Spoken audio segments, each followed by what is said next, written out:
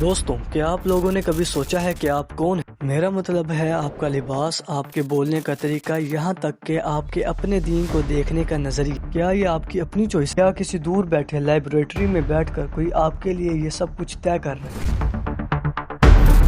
دوستوں، آج ہم بات کرنے جا رہے ہیں ایک ایسی جنگ کی جو تلواروں یا بندوقوں سے نہیں بلکہ دماغوں سے لڑی، اور اسے کہتے ہیں دی وار آف آئیڈیاز۔ اور اس جنگ کا سب سے بڑا بلو پرنٹ تیار کیا ہے رینڈ کارپوریشن نے، وہ نام جس نے 2003 اور 2007 میں دو ایسی رپورٹیں نکالی جس نے پوری دنیا کے مسلمانوں کا رخ بدلنے کی کوشش کی۔ لیکن ٹھہریے، اگر آپ یہ سمجھ رہے ہیں کہ یہ صرف پرانی پروپیگنڈا یا افواہ کی بات ہے تو آپ غلطی پر ہیں۔ یہ اس سے کہیں زیادہ گہرا کھیل۔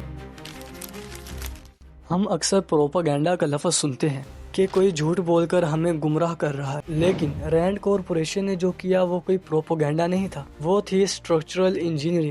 سوچئے، جیسے کوئی انجینئر ایک عمارت کا نقشہ بناتا ہے کہ کون سی دیوار کہاں ہوگی اور کون سا دروازہ کہاں کھلے گا، بالکل ویسے ہی ان رپورٹ میں مسلمانوں کی ریلیجیس آئیڈینٹی یعنی ان کی مذہبی پہچان کا نقشہ بنایا گیا۔ انہوں نے صرف حقائق نہیں بدلے بلکہ ایک نئی قسم کا مسلمان کریٹ کرنے کا فریم ورک دے دی۔ پہلے دشمن باہر ہوتا تھا، جیسے کولڈ وار کے دور میں سوویت یونین تھا۔ ہمیں بتایا جاتا تھا کہ دشمن کو کس طرح روکنا ہے، لیکن 9/11 کے بعد حکمت عملی بدل دی گئی۔ اب آئیڈیولوجیکل میپنگ شروع ہوئی، یعنی آپ کے دماغ کا نقشہ بنایا گیا کہ آپ ماڈرنسٹ ہیں، ٹریڈیشنلسٹ ہیں یا فنڈامنٹلسٹ۔ آپ کو الگ الگ کر کے پولیٹیکل باکسز میں بند کر دیا گیا تاکہ آپ لوگوں کو سنبھالنا آسان ہو۔ آج کے دور میں طاقت یہ نہیں ہے کہ آپ نے کتنے ملکوں پر قبضہ کیا ہو، اصلی طاقت ہے نیریٹو کنٹرول، یعنی جس کا بیانیہ بکتا ہے وہی جیتتا ہے۔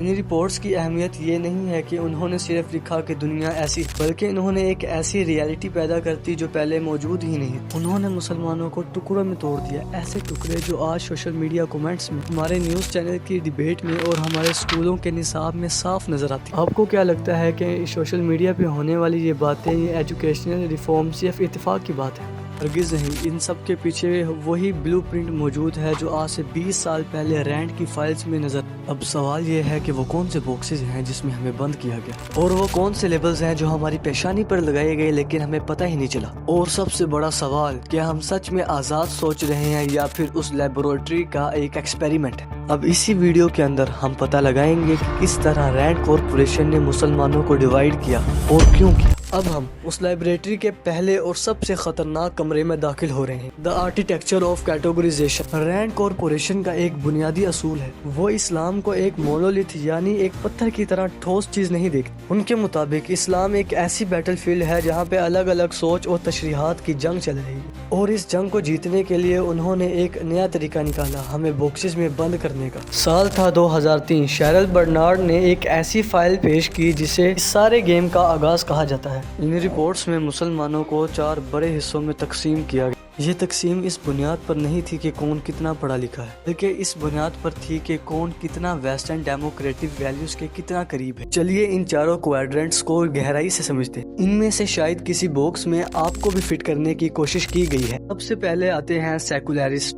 یہ وہ لوگ ہیں جو کہتے ہیں کہ مذہب کو صرف دل اور گھر تک محدود ہونا چاہیے، پولیٹکس، قانون اور سمجھ میں دین کا کوئی کام نہیں۔ رینڈ نے صاف صاف کہا کہ یہ لوگ ہمارے سب سے بڑے الائز یعنی کہ ساتھی ہیں، مگر کیوں؟ کیونکہ ان کی سوچ ویسٹ سے 100% ملتی ہے۔ رینڈ کی اسٹریٹجی یہ تھی کہ ان لوگوں کو ہر جگہ آگے رکھا جائے، انہیں چیمپئنز بنایا جائے تاکہ پوری قوم ان جیسا بننا چاہے۔ اب آتے ہیں ماڈرنسٹ۔ ان کا کردار بڑا دلچسپ ہے۔ وہ لوگ ہیں جو دین کو ماڈرن دیکھنا چاہتے ہیں، یہ کہتے ہیں کہ ہمیں دین کو آج کے زمانے کے مطابق بدلنا ہوگا۔ رینڈ نے ان کے لیے جو پلان بنایا وہ سن کر آپ حیران رہ جائیں۔ انہوں نے کہا کہ ماڈرنسٹ کو فنڈنگ دی جائے، انہیں میڈیا ٹریننگ دی جائے، انہیں بڑے بڑے پلیٹ فارمز دیے جائیں۔ لیکن کیوں؟ تاکہ وہ دین کی ایک ایسی تشریح پیش کریں جو ویسٹ کے لیے ایکسیپٹیبل ہو۔ سوچئے، جو شخص آپ کو دین سکھا رہا ہے، کیا وہ اس کی اپنی ریسرچ ہے یا کسی پلیٹ فارم نے اس کو یہاں تک کے لیے پلان کی؟ تیسرا گروپ ہے ٹریڈیشنلی۔ یہ وہ لوگ ہیں جو پرانے روایتی طریقوں پر چلنا چاہتے ہیں، یہ ویسٹ سے تھوڑا ڈرتے بھی ہیں اور دوری بھی لیکن رینڈ یہاں بہت چلاکی دکھاتا ہے۔ وہ کہتے ہیں کہ ٹریڈیشنلسٹ میں جو صوفی ایلیمنٹس ہیں انہیں پروموٹ کرو، کیونکہ صوفیزم اکثر امن اور عشق کی باتیں کرتے ہیں۔ اس لیے رینڈ نے اسے ایک ٹول کے طور پر دیکھا تاکہ ریڈیکلز کا مقابلہ کیا جا سکے، یعنی انہوں نے ہماری ہی روحانیت کو ہمارے ہی خلاف ایک اسٹریٹجی بنا کر استعمال کرنے کا پلان کیا۔ اب آخری گروپ فنڈامنٹلسٹ، وہ لوگ جو ویسٹ کے اثر کو بالکل قبول نہیں کرتے اور شریعہ بیسڈ اسٹیٹ چاہتے ہیں۔ ان کے لیے رینڈ کا پلان سیدھا اور سخت تھا۔ انہیں ایسولیٹ کر دو، یعنی کہ تنہائی میں ڈال دو، انہیں ڈسکریڈٹ کرو یعنی کہ بدنام کرو، اور کاؤنٹر پروپوگینڈا کے ذریعے ان کا وجود ختم کر دو، یعنی انہیں دشمن کا لیبل دے کر باقی دنیا سے کاٹ دیا جائے۔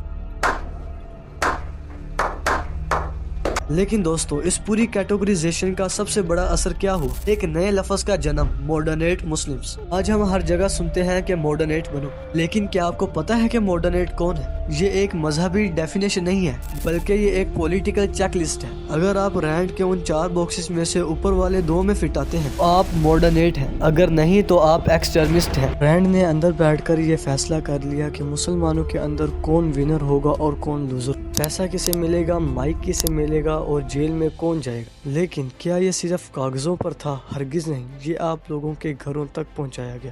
تو دیکھتے ہیں وہ خفیہ چالیں جو آپ کے اپنے بھائی کو آپ کا دشمن بنا دیتی ہیں۔ کو ابھی بھی لگتا ہے کہ آپ کی پسند آپ کی اپنی ہے؟ پھر رک جائیے، کیونکہ اب ہم اس انجینئرڈ فتنے کی گہرائی میں اترنے والے ہیں۔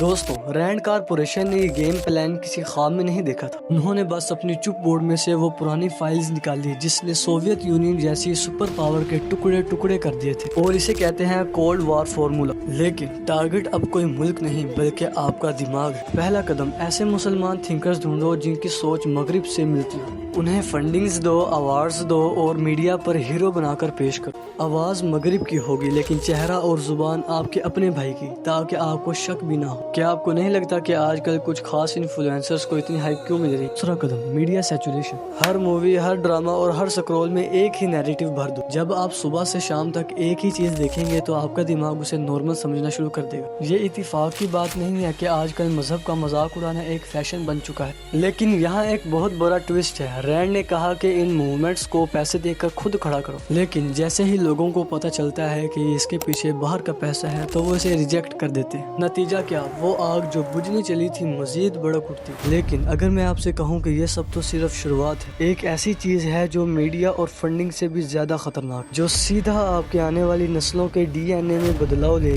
ایک ایسا خاموش حملہ جو آپ کے بچوں کے سکول کے بستوں سے شروع ہوتا ہے۔ اب آگے سے ویڈیو مس مت کیجیے گا، کیونکہ اب ہم اس کھیل کو جڑ سے اکھاڑنے والے ہیں۔ دوستو، لائبریٹری میں بننے والے نقشوں کا اصلی مقصد صرف رپورٹ لکھنا نہیں تھا، ان کا سب سے بڑا اور خطرناک حملہ تھا ویسٹ ورسز ویسٹ کی جنگ کو ختم کر کے مسلم ورسز مسلم کی جنگ کو بنا۔ آج ہم انٹرنیٹ پہ ایک دوسرے کو انہی لیبل سے پکارتے ہیں جو لیبلز ہمارے لیے رینڈ نے بنائے تھے۔ تم سیکولرسٹ ہو، تم فنڈامنٹلسٹ ہو، یعنی کہ الفاظ ان کے اور زبان ہماری۔ اب انہیں کچھ کہنے کی ضرورت نہیں، کیونکہ ان کی سوشل انجینئرنگ کامیاب ہو گئی۔ ہم اپنی ہی پہچان کے ٹکڑے کر کے انہی باکسز میں بیٹھ کر دوسرے پر پتھر پھینک رہے ہیں، اور یہ زہر صرف ڈیبیٹس تک نہیں رکا، بلکہ ہمارے آنے والی نسلوں کے نصاب کو سسٹمیٹکلی بدلا جا رہا ہے۔ ان کو ایسے فلٹر کیا جا رہا ہے تاکہ ہمارے بچے صرف وہی پڑھیں جو گلوبل آرڈر کے لیے ایکسیپٹیبل ہو۔ یہ پروگریس نہیں، ہماری پہچان کا مٹا دینا ہے۔ انہوں نے گڈ مسلم کی ڈیفینیشن کردار پر نہیں بلکہ پولیٹیکل یونائٹی یعنی سیاسی فائدے کے لیے طے کر دی۔ دوستوں، سوال یہ ہے کہ کیا ہم ہار گئے؟ کیا ہم واقعی ان کی لائبریٹری کا حصہ بن چکے؟ نہیں۔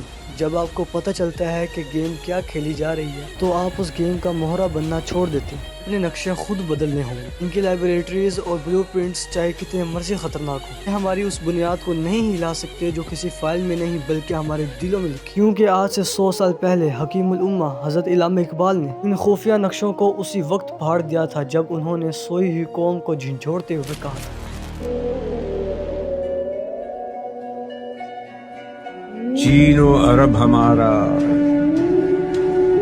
ہندوستان ہمارا، مسلم ہیں ہم، وطن ہے سارا جہاں ہمارا، توحید کی امانت سینوں میں ہے ہمارے، آسان نہیں مٹانا نام و نشان ہمارا۔